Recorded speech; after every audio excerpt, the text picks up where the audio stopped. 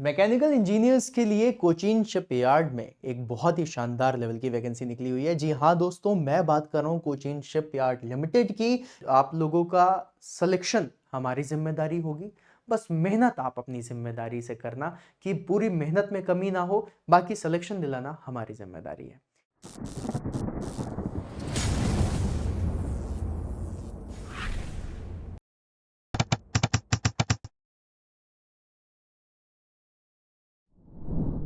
Mechanical engineers के लिए Cochin shipyard में एक बहुत ही शानदार लेवल की वैकेंसी निकली हुई है। जी हाँ दोस्तों, मैं बात कर रहा हूँ कोचीन शिपयार्ड लिमिटेड की। यहाँ पर जो वैकेंसी निकली है वो निकली है एग्जीक्यूटिव ट्रेनिंग की। और यहाँ पे बहुत सारे डिपार्टमेंट्स हैं, but specifically categorically if I talk about mechanical engineering, तो मैकेनिकल इंजीनियर्स खासकर जिन्होंने बीटेक करा हुआ है उनके लिए यहाँ पर काफी अच्छा एक अपॉर्चुनिटी है दैट मैकेनिकल में degree in mechanical engineering with minimum of 65% of the marks from a recognised university होना चाहिए। इसी तरह electrical, electronics, naval, civil safety, finance, human resource की भी निकली हुई है। But if I talk about the mechanical engineering, तो इसकी वैकेंसी जो निकली है वो 28 तारीख को निकली है।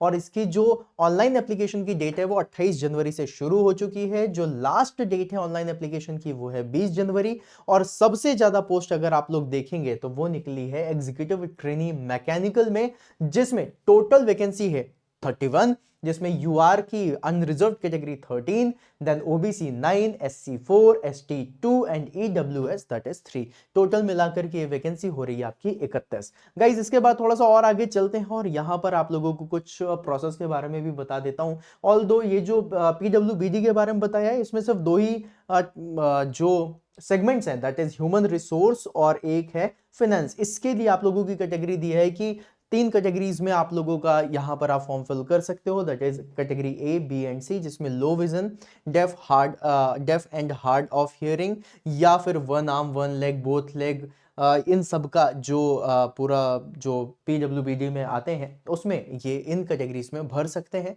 साथ में यहाँ पर आप लोगों को कुछ एक चीज और बता दूं जो है कि भैया जब नौकरी करने जाते हैं तो उसमें सैलरी कितनी मिलेगी, पैसे कितने मिलेंगे, इन सब के बारे में डिस्कशन कर लेते हैं। तो यहाँ पर compensation and benefits of the and place of posting में यहाँ पर जो इन्होंने बताया है कि the candidate selected as the executive trainee will have to undergo 1 year training during which training will be paid a consolidated monthly stipend of 50,000। मतलब 1 साल की जो आपकी ट्रेनिंग होगी, ट्रेनिंग के दौरान आप लोगों को हर महीने 50,000 रुपए मिलेंगे। फिर उसके बाद if required the trainee would be retained for extra hours of the training on closed holidays and in such cases would be paid an additional stipend limited to a maximum of 3,000 rupees per month, right. तो मतलब यहां पर आप लोगों को 3,000 रुपए extra भी मिलेंगे अगर कभी आप लोगों को जैसे कि संडे वगैरह को बुला लिया, हॉलीडे को बुला लिया कि नहीं भाई जरूरत है आ जाओ, तो 3,000 रुपए आपको और मिल जाएंगे, मतलब 53,000 हो गया।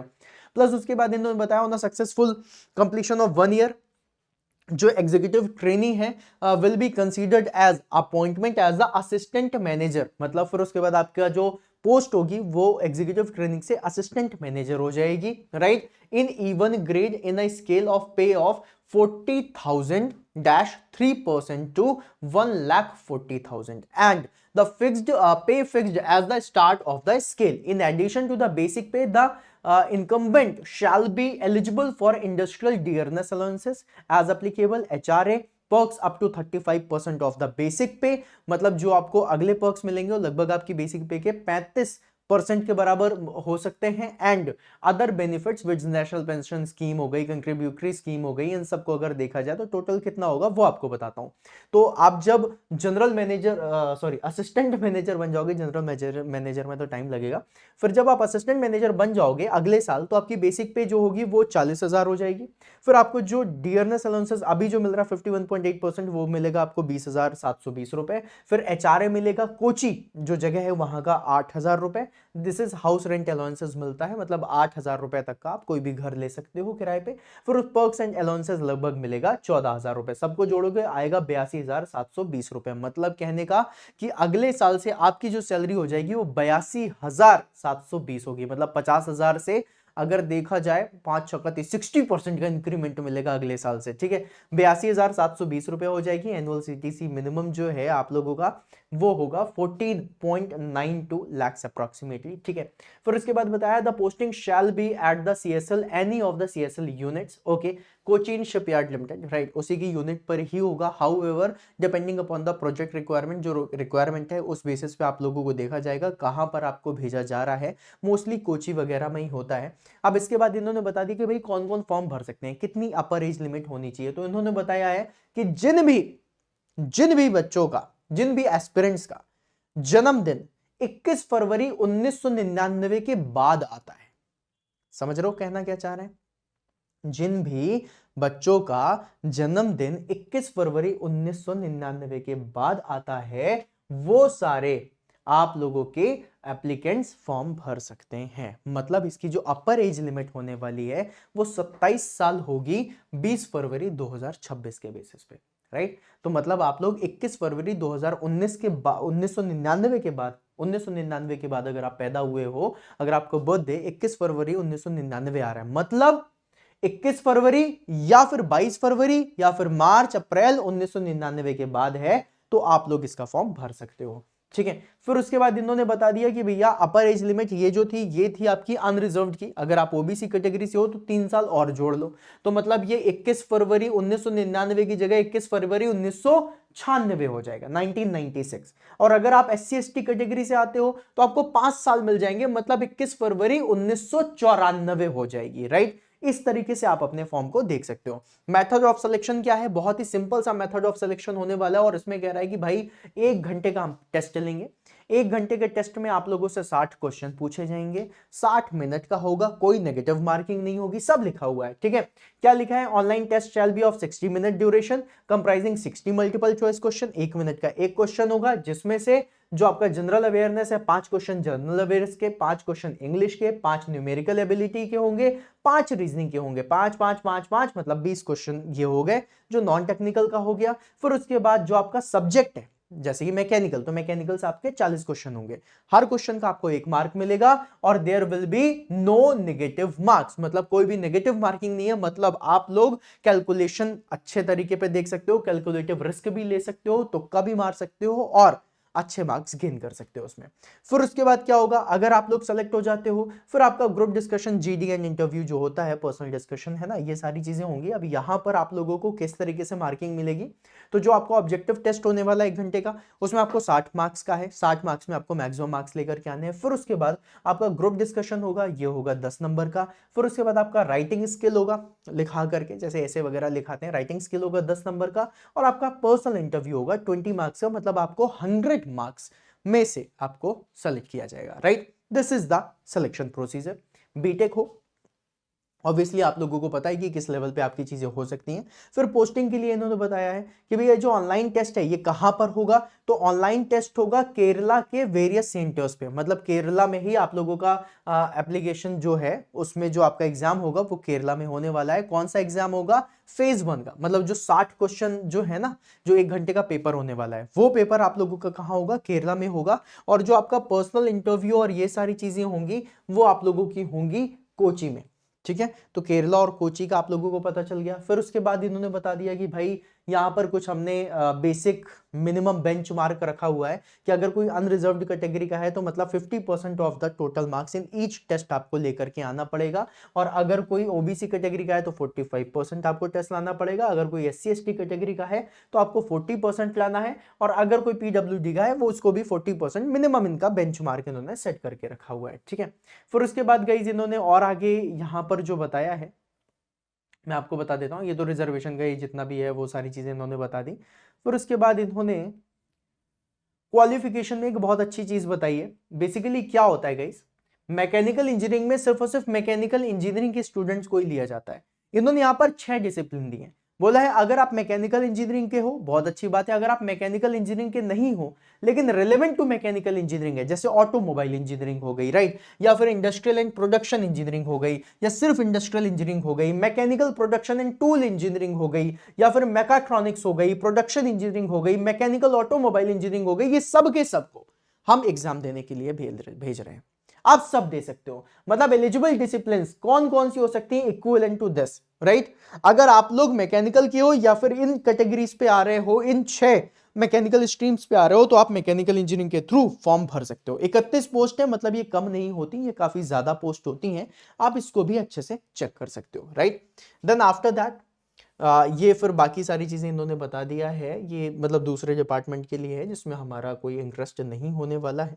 ओके अब देखो, इन्होंने सर्विस एग्रीमेंट के बारे में बात करी है, जो मैं आप लोगों को बताना चाहूंगा। इन्होंने सर्विस एग्रीमेंट में ये बताया that the selected candidates are required to execute a service agreement to serve CSL at least for the period of 3 years after successful completion of the training. इसका कहने का मतलब क्या है? इसका कहने का मतलब है Cochin shipyard that is CSL क्या करता है, आपको 1 साल की ट्रेनिंग देता है, पैसे भी दे रहा है आपको 50,000 रुपया महीना, और ट्रेनिंग भी दे रहा है। अब वो कहता है कि भाई मैंने 1 साल आपके ऊपर इन्वेस्ट करा है, तो एटलीस्ट वो जो मैंने आपको ट्रेनिंग दी उससे 3 साल तो मेरे लिए काम कर लो, है ना। और क्या गलत बोल रहा है, बिल्कुल सही है भाई। 1 साल अगर आपकी ट्रेनिंग पे वेस्ट कर रहा है, वो आपको पैसे भी दे रहा है, इंतजार कर रहा है, आपको सिखा रहा है, और फिर उसके बाद आप सीखने के बाद बोलो कि बाय चलता हूँ, दुआओं में याद रखना, तो अच्छा थोड़ी ना है, राइट। इसलिए उन्होंने एक बॉन्ड टाइप का किया है, सर्विस एग्रीमेंट करा है कि एटलीस्ट आप लोगों को 3 साल तक तो काम करना पड़ेगा आफ्टर ट्रेनिंग, ठीक है। फिर उसके बाद document to be uploaded, document में वही कलर फोटो लगाना है जो आपके कॉपीज ऑफ द सर्टिफिकेट्स हैं, मार्कशीट्स हैं, प्रूफ हैं, ये सारे रेलेवेंट डॉक्यूमेंट आपको अपलोड करने हैं। फिर इन्होंने बताया कि कहां पर जा करके आप लोग, अच्छा इसकी फॉर्म फीस मैं बता देता हूँ, दिस इज समथिंग इंपॉर्टेंट, ये थोड़ा सा महंगी है। Application fee will be 1000 rupees and that is non refundable, right, and should be remitted using the online payment. आप debit card, credit card, internet के थ्रू कर सकते हो, राइट।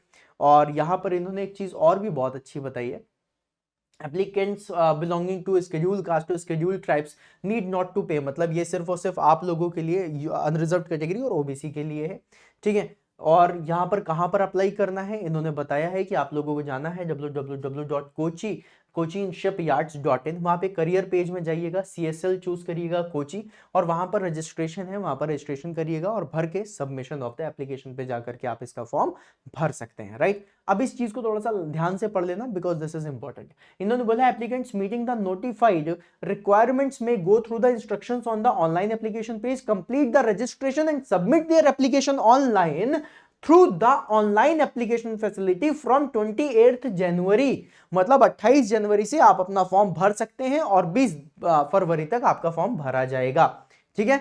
अब इसके बाद गाइस यहां पर इन्होंने बता दिया है कि इनकम्प्लीट अगर आपका फॉर्म है तो ये कंसीडर नहीं किया जाएगा, और उसके बाद थोड़ा सा और आगे आते हैं।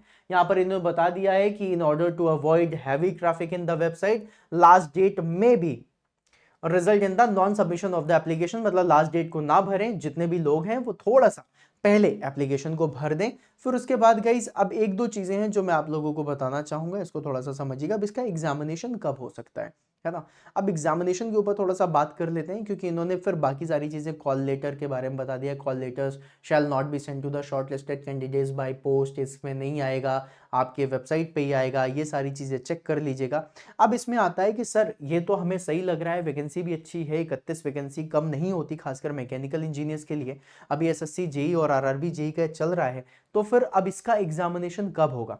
तो देखो दोस्तों 20 फरवरी तक इसमें आप लोगों का फॉर्म भरा जाएगा, राइट। फिर उसके बाद ये earliest, age of the earliest भी अगर करते हैं ना, तो ये मिनिमम से मिनिमम होगा कि ये मार्च में या फिर अप्रैल में इसका एग्जाम होगा, इसके पहले इसका एग्जामिनेशन नहीं होने वाला।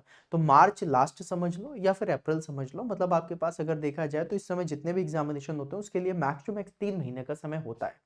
So guys I will suggest and I will recommend each of you कि ये जो 2-3 महीने का टाइम मिलता है ना, ये टाइम में पूरी मैकेनिकल की तैयारी नहीं हो सकती, इसीलिए तैयारी अपनी बेहतर लेवल पे करके चलते रहो कि जिस समय भी एग्जामिनेशन का कोई भी नोटिफिकेशन आए हमारे पास 2-3 महीने हो, ताकि हम उस एग्जामिनेशन को कैटर कर सकें, अच्छे से खा सके हम पूरे पूरे के पूरे एग्जामिनेशन को। इस तरीके से आपको तैयारी करनी है, और इसको तैयारी करने के लिए आप लोग हमारे एप्लीकेशन में भी जा सकते हो, that is exam on education application है, आपको नीचे दिख भी रहा होगा। अगर आपको कोई भी डाउट आ रहा है, कोई भी दिक्कत आ रही है, कुछ आपको पूछना है या कुछ भी है, then I am writing my number, आप इस नंबर पे मुझसे जरूर आप बात कर लेना। एंड द कॉन्टैक्ट नंबर है 836888645 2, right. Okay, so this is the number 8368886452। आप इस नंबर पे कांटेक्ट कर सकते हो, मुझसे डायरेक्टली बात कर सकते हो, कैसे प्रिपरेशन करनी है इसके बारे में डिस्कशन कर सकते हैं। आप एप्लीकेशन में जा सकते हो, एप्लीकेशन इंस्टॉल करो, वहां पे भी चैट ऑप्शन है, वहां पे भी आप बात कर सकते हो। रेस्ट अगर आप इसकी तैयारी कर रहे हो देन आई विल सजेस्ट कि आप मास्टर बैच में जाएं। मास्टर बैच में आपको कंप्लीट मैकेनिकल इंजीनियरिंग के रिकॉर्डेड सेशंस भी मिल जाएंगे, लाइव सेशंस भी मिल जाएंगे, साथ में आपको रीजनिंग, एप्टीट्यूड, इंग्लिश और जीके इन सब की आपको क्लासेस मिल जाएंगी। आप ये सारी क्लासेस अटेंड कर सकते हैं और बढ़िया लेवल पे आप अपनी तैयारी कर सकते हैं, राइट। इसके अलावा अगर कोई भी डाउट, कोई भी दिक्कत है तो आप मुझे कमेंट बॉक्स में ज़रूर बताइएगा। एंड मैं चाहूँगा कि जितने भी स्टूडेंट्स हैं जो सीबीटी 2 की भी तैयारी कर रहे हैं वो भी इस फॉर्म को ज़रूर भरें, क्योंकि आपका सीबीटी 1 की तैयारी काफ़ी अच्छे लेवल पे है, तो आप इस एग्जाम को बहुत अच्छे से क्लियर कर सकते हो। रही बात इसमें एक चीज जो क्वेश्चन वापस से आप लोगों के दिमाग में आएगा कि सर जीडी और इंटरव्यू का क्या होगा। दोस्तों अगर आप लोग हमारे मास्टर बैच में एनरोल करते हो तो आप लोगों का जीडी और इंटरव्यू की तैयारी फ्री ऑफ कॉस्ट हमारे ही एग्जाम ऑन एजुकेशन पे 1-on-1 सेशन लेकर के करवाई जाएगी, जिससे आप लोगों को जीडी और इंटरव्यू पे भी दिक्कत नहीं होगी, राइट। तो आप लोगों का सिलेक्शन हमारी जिम्मेदारी होगी, बस मेहनत आप अपनी जिम्मेदारी से करना कि पूरी मेहनत में कमी ना हो, बाकी सिलेक्शन दिलाना हमारी जिम्मेदारी है। इसी के साथ आज का सेशन यहीं पे एंड करते हैं। अगर इन्फॉर्मेशन अच्छी लगी हो तो चैनल को सब्सक्राइब कर लेना, सेशन को लाइक कर देना और मिलते हैं फिर सेशंस में, राइट। तब तक के लिए बाय बाय।